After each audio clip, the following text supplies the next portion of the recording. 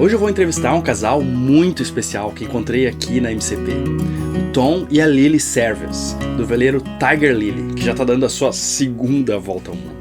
A história deles é uma das mais incríveis que eu já escutei em uma conversa de cockpit em um veleiro. Eu tenho certeza que vai marcar muita gente. E eles são super simpáticos também. No dia que a gente chegou aqui com o balanço, a Lily recebeu a gente de um jeito tão incrível que eu achei que a gente já se conhecia. Como eles são americanos, essa é uma entrevista em inglês, mas tem legendas aqui no YouTube. Se elas não estiverem aparecendo pra você, você tem que ligar elas, como aparece nesse videozinho aqui do lado. How you two met each other? Starbucks. First, we'd like to welcome you to Tiger Lilly, Oh, the American yacht Tiger Lilly. Thank And you. we, as Lily said, we met at Starbucks, uh-huh. and I was on my computer Skyping to my daughters, and my daughters were kind of concerned because I was out sailing on my own, single-handed, and they were expressing concern to me, and I made the statement that, well, don't worry about it, I'll be dead soon anyway. I'm an old man. This one was sitting behind me, and she's absolutely incapable of minding her own business. And so she says, a complete stranger, "What's your problem, buddy?" And I just kind of ignored her and went on talking to my daughters. And again, in a boiler room whisper, "What's your problem, buddy?" And that's how we met. And she can tell you the rest of it. Well, Adriana, I love people. So this life really compliments me because I get to meet so many different people. And when Tom expressed what he did on a sailboat, I didn't even know you lived on a sailboat back in those 10 years ago. I didn't know people lived, well, 12 years ago now. And he said, no, we live on it and we go around the world in it. Why don't you come with me? And that was 10 years ago. We got married. And got married, she moved on the boat, and well, the first thing we did after we got married, we got on our honeymoon, we took a neurosurgeon because Lily had to have an operation on her back. We got out of the surgery business and we immediately put Tiger Lily in a boatyard in St. Augustine, Florida. So we went from the hospital world to a boatyard. But the name was Tiger Lily already? No. You know how a sailor might have a tattoo with Mary Lou on his arm, and then he puts roses over that and puts Sally under that. And well, he had to cross that out. I had to and put cross Tiger out Lily. the previous name on the boat and put Tiger Lily there. And why is Tiger Lily? Well, because of her. All because of her. But she's the tiger and she's the lily. I'm the boat fixer. And how much time you were living on a boat before you know her? Oh, before I knew her? Well, I've been on the boat on Tiger Lily 33 years now, and so 23 years of that was before Lily, and 10 years is after Lily. Well, he went around the world once before he met me, and he had taken his 2 daughters and his ex-wife around the world. And you two have very different backgrounds. Yes. You're a Navy officer? Yes, I'm a retired Navy deep sea diving and salvage officer, and the mentality is to dot the I's and cross all the T's from the Navy. And then I married And then he met me. Free Spirit here. And what did you do? Well, I don't dot the I's and cross the T's. I'm totally the opposite. And I was a businesswoman, and I did that for 25 years. And I raised my son alone. And then I met Tom and said, I want to go. But I knew you were a very skilled sportswoman too. Well, I like sports, and I love a bicycle, and I love swimming, and I love running. So I did triathlons back in my life before Tom. And yeah, but that was a lifetime ago. Lily was actually America's first professional triathlete Well, woman. one of. And the ladies today that are enjoying professional sports were standing on shoulders of people like Lily. She was a collegiate champion swimmer. She was a champion mountain biker, a champion road cyclist, and a champion triathlete. She was the most valuable player and the captain on America's women's championship water polo team. And if you know anything about water polo, it's one of the toughest games in the world. Yeah, I know. It's what the UDT SEALs do for recreation. It's savage. It's Yeah, real. she's a intense, champion isn't water it? poloer. Why do you choose to live on a boat? Independence, romance, wanderlust. Why are you here? I wanted to meet the people and see the world, geography, and I've learned a lot by doing this. You know, we have a saying around cruising that cruising is nothing more than repairing your boat in exotic places, you know.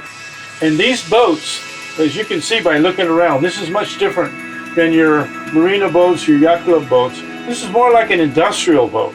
And in one passage, we'll use the systems on this boat more than what a normal yacht club boat would get in a lifetime. And when you do that year after year, we've been out 10 years now on this voyage around the world. And so you're constantly wearing things out and fixing them. The joke is, back in the States, in the boat ads, it says, they list their boat as just been around the world, ready to go again. And we all have a good laugh. We say, yeah, ready to be overhauled is what she's ready for.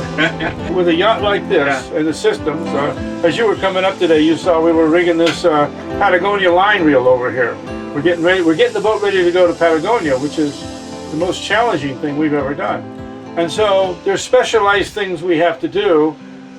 There's a little red kayak on the dock now we bought, used, so that Lily can run the lines in while I position the boat, because we have to use shorelines. And those shorelines will be on that reel over there, 200 meters with a line. Well, that's nothing to sneeze at. That's a lot of line to stow and be able to deploy quickly. In the Navy, is it a common dream for people when get retired to go sailing around the world?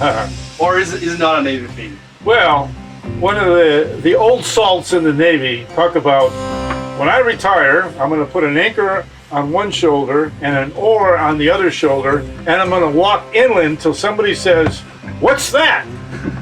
And I'm going to throw them down and live there, because I don't want to see salt water again.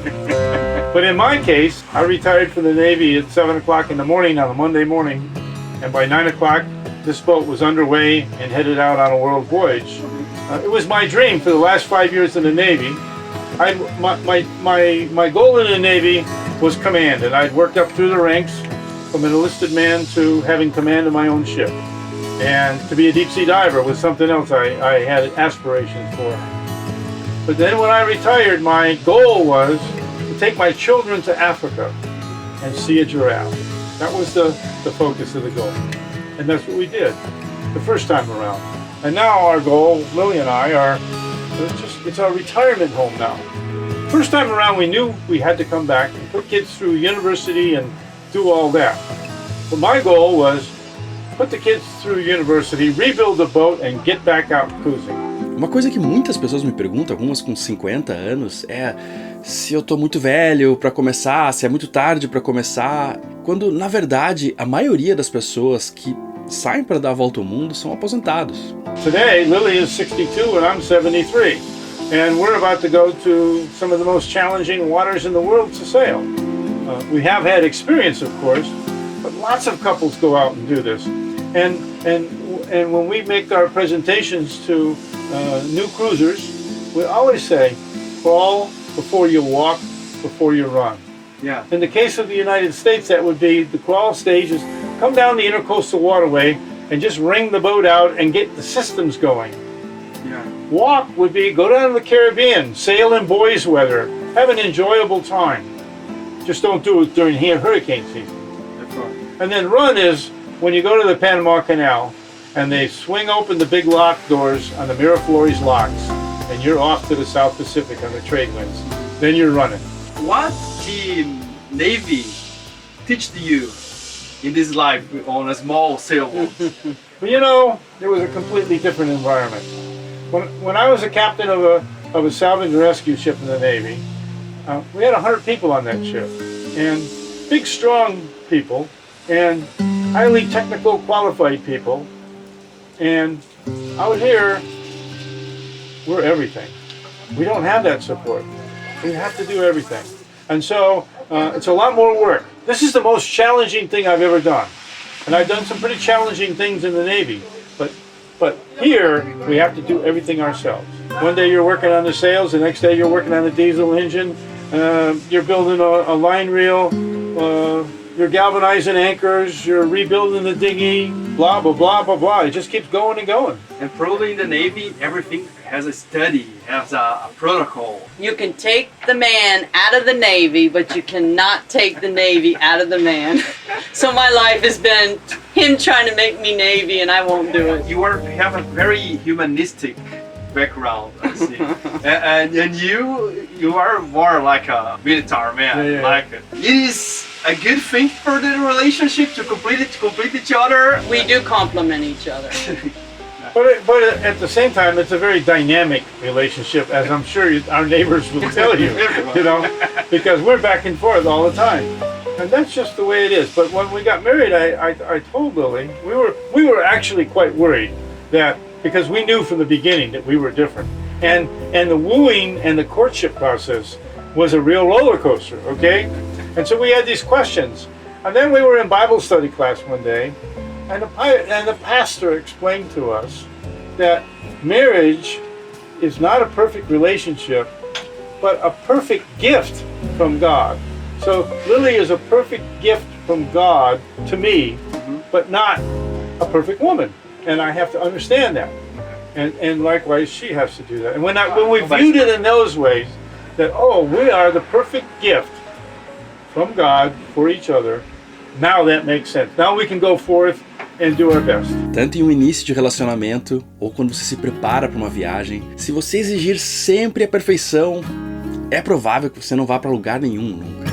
Especialmente porque a perfeição, que é esse ideal que a gente imagina na nossa cabeça, nunca é 100% aquilo que a gente precisa, porque a gente não conhece tudo no mundo e também não consegue prever o futuro. Talvez porque dentro daqueles 10% que você imagina que está fora dessa perfeição que tem na sua cabeça, é justamente ali que tem algo que você precisa e que vai te levar para caminhos que você nunca tinha imaginado antes. If I came out here by myself or with somebody like me, I would stay on the boat, I would read books.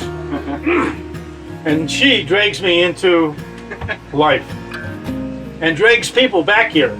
Why do you think that a lot of people want to have a life like we have? Why do people search for this life? The first thing you have to understand is the ticket for admission to this life is expensive. Everybody that's out here doing this life had to score in some way back as an earth person. And they had to be good at something. They had to work hard at something, and they had to save their money. And you have to sacrifice leaving your family, because you can't be a sailor and go home every night and go to the kids' school meetings or what have you. Yeah. In 10 years, I've only seen my son once, and that's very difficult. And this ticket is not bought just with money. No, you're paying for it. Sacrifice. There's a lot of things, and we make the comment all the time. If you go back to the United States and you go into a doctor's office or a dentist's office or a lawyer's office, the waiting rooms always have pictures of sailboats on them. And people look at the birds and the boats and the waves and the sun, and they don't have a clue what our life is really about. Actually, our life is much better than what those pictures are, but it's much more challenging. Why do you keep living like this? We still have more to go. Yeah, well, you're committed. If you sail around the world, you're committed. It's like swimming the English Channel. You don't swim halfway across and say, I can't make it, and swim back again. You keep going. What is the good part that keep us living in a sailboat? We get off the beaten track. We're different. You know, we took our boat to places like Sri Lanka. We went up into the Lamu Archipelago, which is on the Kenya-Somali border. We took our boat through the Amazon Delta. We couldn't find anybody to go with us. Lily went all over the boatyards in Trinidad because we didn't want to go to the Amazon alone. Nobody would go. They thought we'd all be killed by pirates, and it wasn't that way at all. When we went to the Amazon, there are no guidebooks to tell you how to do it. So we hemmed and hawed and thought about it, prayed about it, and said, we're going. It's the same way with this Patagonia trip with the COVID-19 problem. We're committed to do it, but we're just going to take it one step at a time. So we got down, we went to Belém. That's not too difficult, up the Para River, and then further up the Para River to Breves. We're 250 miles from the sea by the time you get to Breves. And so we were walking down the main street talking to each other, obviously in English, and children started following us because they had been taught English in school, but only from books. They never really got in conversations with English, and they couldn't wait to be around us, and they kept coming up to us and talking to us, and before you know it, there were 30 children following us. And all of a sudden they started screaming, Mr. So-and-so, so-and-so. I don't remember the gentleman's name. It was their English teacher. And so he comes over and engages us, and we start talking. He's also a boat captain, and he knew the other boat captains. And he took us around that town of Breves, introduced us to boat captains, and said, well, you can go here, but you can't go there. Be careful here. And for instance, he said, where the Jabiru River comes around from Jabiru Island, it even sounds like pirates, Jabiroos, you know. He said, they robbed the river boats there. You know, there's no roads in the Amazon Delta. Breves is known for crime. And so he said, if you pass that junction, you're guaranteed to be robbed. So he said, look, on the chart, you come over here, you go over there, you come around to here, and you bypass that junction. And that's exactly what we did. You know, people are brought into our lives, and we don't think it's coincidental. People are brought into our lives that affect our lives. And we're getting what we need when we need it. And we're getting what we can handle, because you can't always handle everything at a time. And it's been this way for the last 10 years. And so we're people of faith, we're believers, and we think that we think that God takes care of us. I know there are a lot of American people love to sail and go to the Pacific. And it's a kind of simple life when you go to the boat. You don't have much luxury here. Right. No. For us, when you think American people, there's a lot of consumerism, Yes. and I feel like this is the opposite of it. How do you feel about it? Well, if you look at our dinghy, we have a rowing boat for a dinghy. We don't have a big, powerful outboard and go screaming around. And we don't have a water maker on this boat. We catch our water. We have a system for catching the water off the deck, and it's piped and filtered and into our tanks. Or we take jerry jugs and we row ashore. We fill up our jerry jugs at the stream, Do the and laundry. carry them through the surf and put them in the dinghy and do the laundry by hand. And but then you can go aboard one of these big fancy catamarans, and you think you're in suburbia USA with ice makers and every luxury known to man. Eu sinto um prazer enorme em fazer essas coisas simples, como buscar água em um rio, ou limpar o casco do balanço quando você está em águas limpas e bacanas. Eu sinto que eu tiro um peso enorme também dos meus ombros por ter um barco simples. Mas é claro que a simplicidade é diferente para cada um. É muito comum em um primeiro momento as pessoas que pensam em morar de forma nômade em um veleiro complicar demais o seu barco e botar várias coisas, porque tentam procurar aqueles prazeres, aqueles luxos que tinham em terra, ao invés de trocar eles por outros luxos que são mais simples aqui, que são muito difíceis em terra. Por exemplo, tentam manter um ar-condicionado que precisa de um gerador, e quando talvez eles poderiam substituir isso por tomar um banho de mar a cada 2-3 horas, que é uma coisa super fácil de fazer aqui, mas quase impossível na cidade. When I think of probably the happiest people I've met on the water, in my mind is a young Norwegian couple. And they were in their late 20s or early 30s. They had a guitar and a couple cans of sardines on a small boat. They were the happiest people. And then I think of a fellow I knew that was on a 65-foot boat that was the fastest, nicest boat in the whole cruising fleet. And he was one miserable fella because he was always fixing things and worried about his mutual funds, you know? Those two boats are the juxtaposition in my mind of simplicity and happiness in cruising. But at the same time, one of my sayings to this one is, this is not summer camp. I like my luxuries. I want to sit at a table and eat my dinner. I don't want to sit in the sand with the sand flies. We enjoy having a shower at the end of the day. Yeah, I think that it's more like each luxury you put on a boat, there's a sacrifice fix it. To You know, probably the system that that people that actually haven't been out here yet, they have no idea the number one system on a yacht for expense and repair and your time is refrigeration.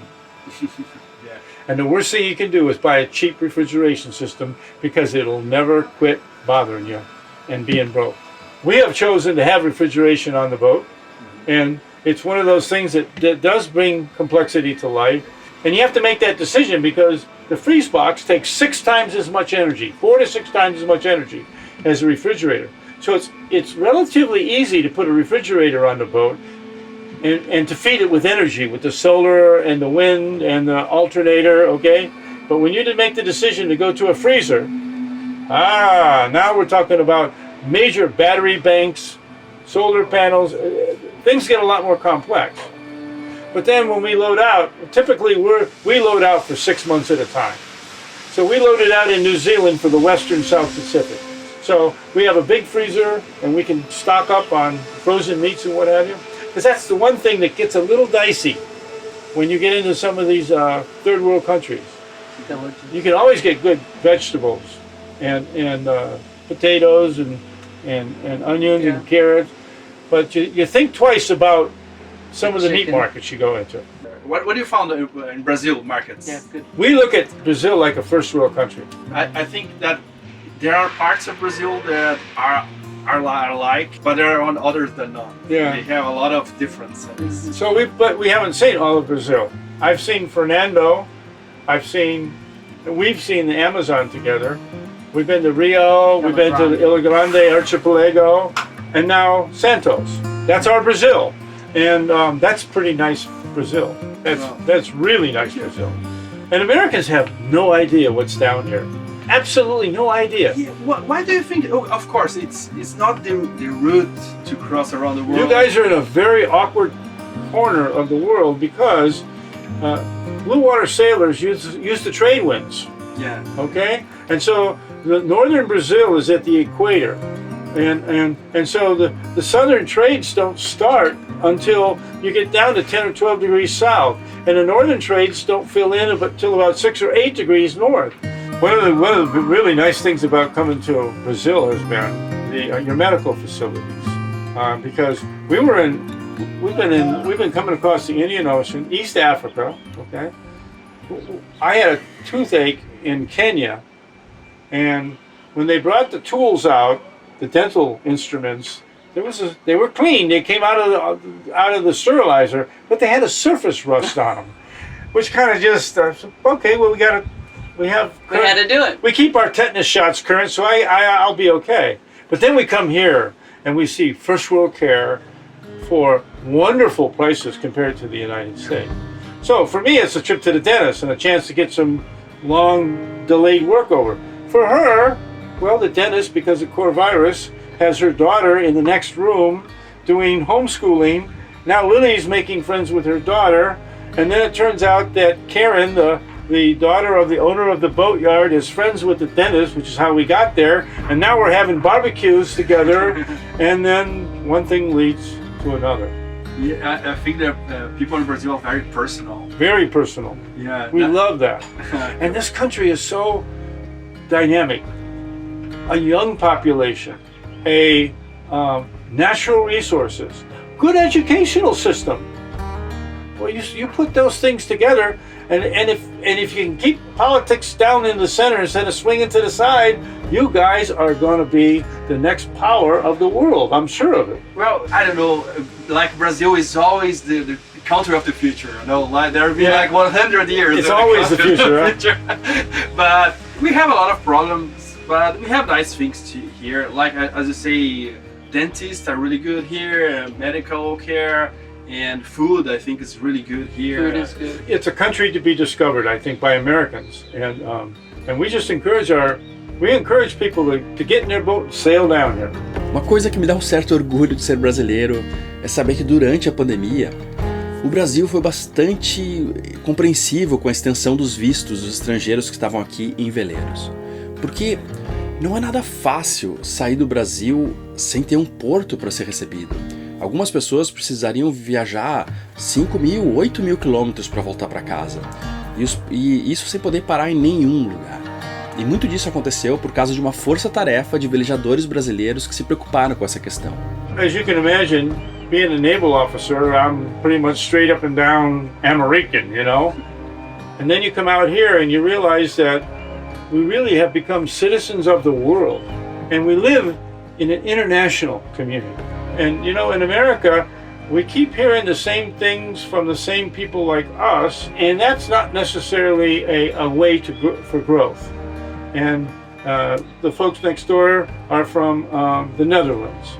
We spend a lot of time with South Africans, Canadians, Australians, New Zealand, people all over. We're truly citizens of the world. And we write that up. Our Facebook page is about where we go and what we do and who we meet. It's not about the next palm tree or what we had for lunch, okay?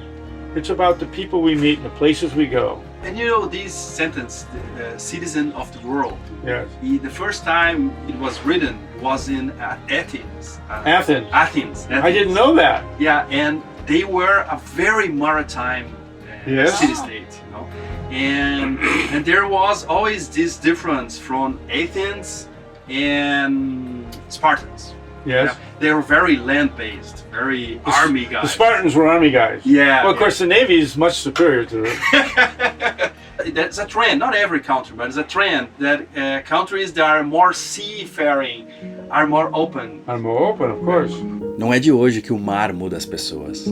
Não foi só Atenas que se tornou uma nação mais aberta a outras culturas e povos por causa do mar. Esse espírito de cidadão do mundo é essencial se um dia você quiser viajar pelo planeta por vários outros países. E se você não for aberto o suficiente, além de dificuldades culturais com as pessoas, você não vai conseguir enxergar o que é belo em outros países. But you put her ashore, and in 10 minutes she's going to have 5 email addresses and 4 new Facebook friends, 3 recipes, and people coming to dinner tonight. Okay, so she's not afraid to talk or make friends. Of course, we have to preserve ourselves, but coronavirus, this COVID thing, for cruisers, it's a damper on things. We've slowed way down. Yeah, because it was amazing to have a barbecue on the beach with 30 people. Yeah. And it makes it complicated, you know, for a foreigner out and about in the world with borders closing, people being denied access, okay? We are so blessed to be in Brazil. Your government has really been good and kind to us because they stopped our visa clock. Okay? We only get 6 months out of the year, 90 days and 90 days of any calendar year to be in your country. That's pretty much standard anywhere you go.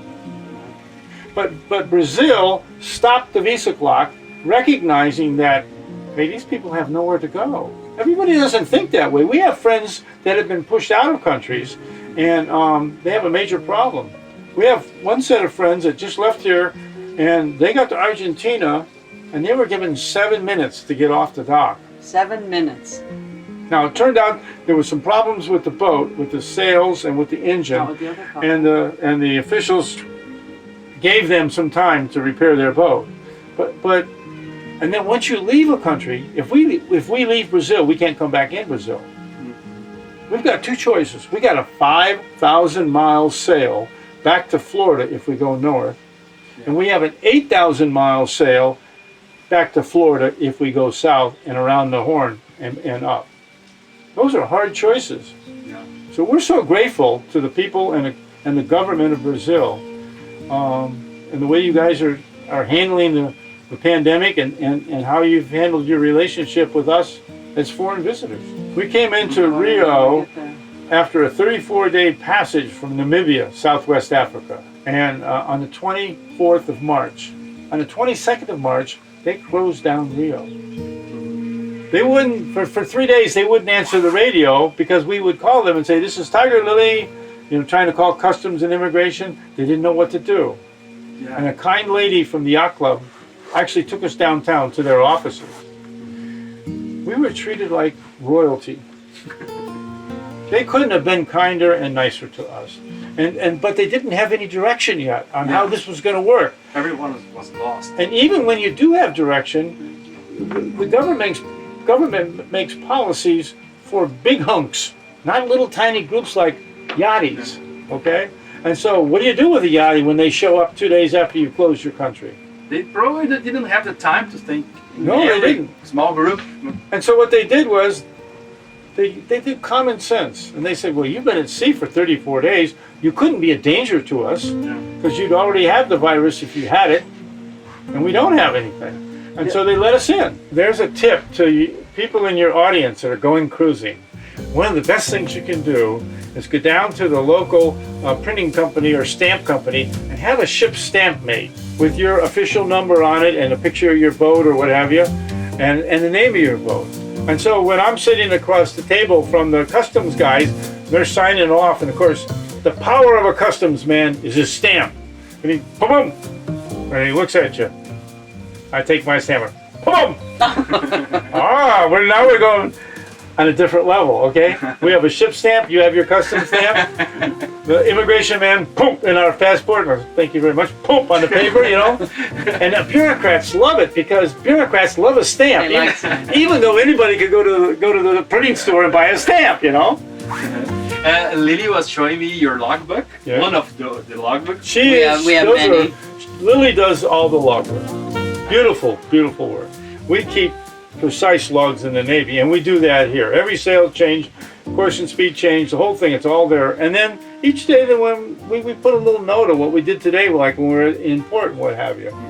And then and we keep this in what we call the rough log, the rough deck log. Pretty much my scribbling that looks like a doctor's prescription, yeah. She deciphers all this and then puts it into a bound log, ship's log, and then she dresses it up with she cuts stamps, photos, whatever. Doctor's prescription letters are bad in U.S. as they are Yes, in Brazil. yes. It's somewhere in the world. So. I think this one had Brazil in it. When we went to Belém. Como falamos lá no início, não foi a primeira vez que eles estiveram aqui no Brasil. We always leave the tropical latitudes in hurricane season and come either towards the equator or up towards the temperate regions because a hurricane is an unmanageable event.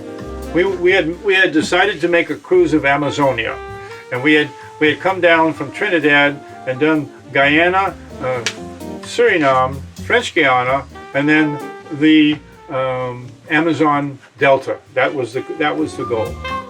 And so we sailed by the mouth of the Amazon River and into the Para River. And we went 250 miles up the Para River to the town of Belém. 2.5 million people. It's a huge city. Okay, so we go in there, and Brazil had just changed over from a written form for official documents for entry to a computerized form that you're supposed to fill out on the internet before you get there. So at any rate, we go into the customs office to clear in, and they didn't know what to do because they couldn't make their new system work. And we sat there for like 45 minutes, and finally a lady comes up to us with a silver tray with a silver tea service, and cookies and cake, and said that the director of customs in Belém sends his apologies, but we're having trouble with the system, and we would request that you would just bear with us, and would you please have some tea? And I told Lily, I said, I hope no Brazilians expect this when they come to America. They'll never get it. They'll never get it. But that was an example. That was like our welcome to Brazil. This is how we treat people. And it just goes better and better. So we come into Belém. We anchored the boat in the stream. Lots of fast running current. We row in. Lily, as her usual, jumps out of the dinghy and charges up the ramp, leaving me to tie up the dinghy, and she's off to see the people. It's lunchtime, and she wades into a group of men, maybe 6 or 8 men, that are just taking their tea and their coffee and their lunch hour and conversing. And here she comes, right into the middle of them. And finally one man says, stop! And he goes with his telephone, and he puts the telephone up to her ear, and a voice says, Who are you?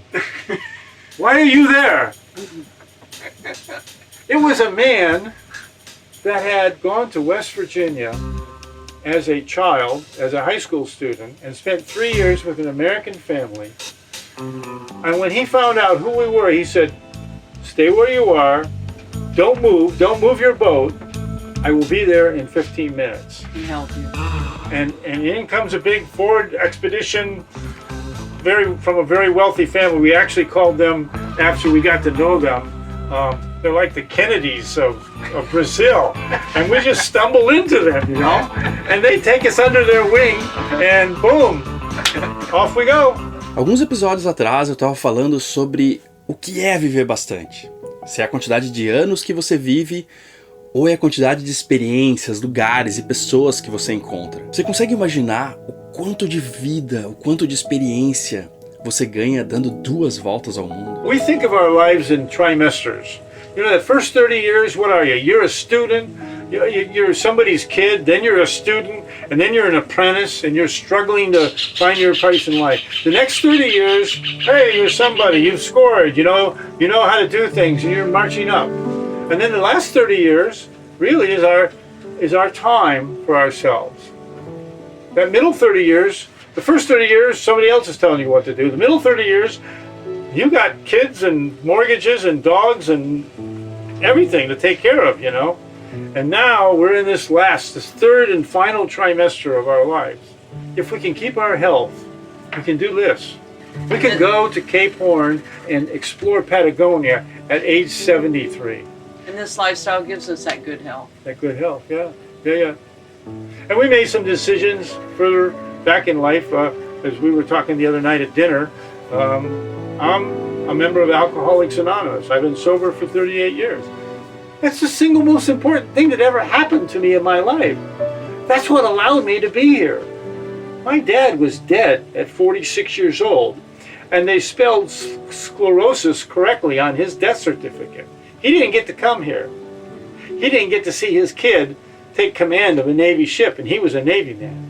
He didn't see his kids sail around the world, or his grandkids sail around the world with their dad. Isso é uma coisa que eu já falei várias vezes, mas é preciso repetir sempre. O maior luxo da nossa era não é carros, joias ou gadgets eletrônicos de navegação. É algo que falta para todas as classes sociais. É o tempo. O tempo é o nosso maior luxo hoje. E é algo que, se você não gastar ele bem, ele não volta. E quando você precisar mais, o dinheiro não vai conseguir comprar. When I was a junior officer in the Navy, they taught us, work harder, work longer, work smarter.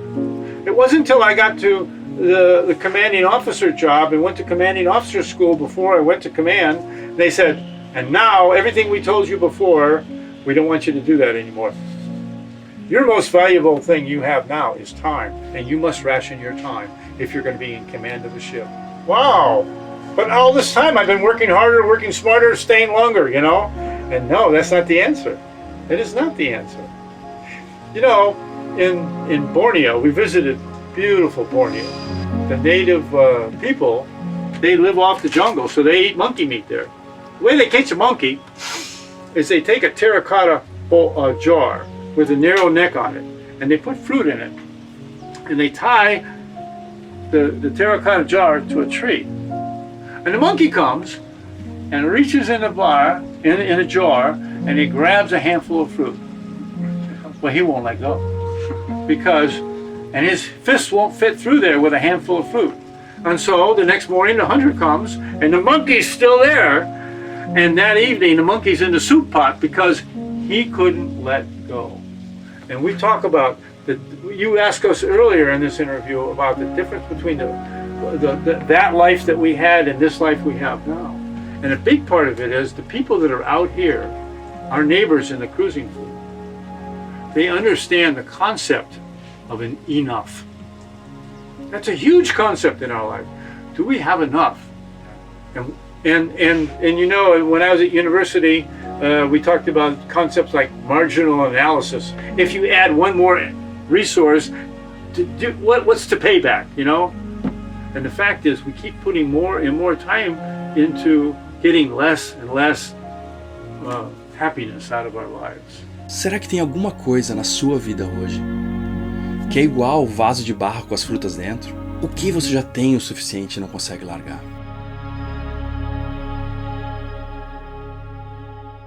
Muito obrigado por assistir o episódio e se você quiser ajudar o canal, assista mais vídeos, dê like, compartilhe, comente o que você achou do vídeo. E se você quiser ajudar a gente muito, muito mesmo, pense em deixar alguma coisa pra gente lá no Apoia-se, deixar um cafezinho pra gente, ajuda um monte a gente a todo domingo às 10 da manhã ter um novo episódio. E não se esqueça também de se inscrever no Nômade Ali, o canal da Aline que fez vários dos vídeos mais incríveis aqui do Hashtag Sal. Eu tenho certeza que você vai gostar se você curte o Hashtag Sal.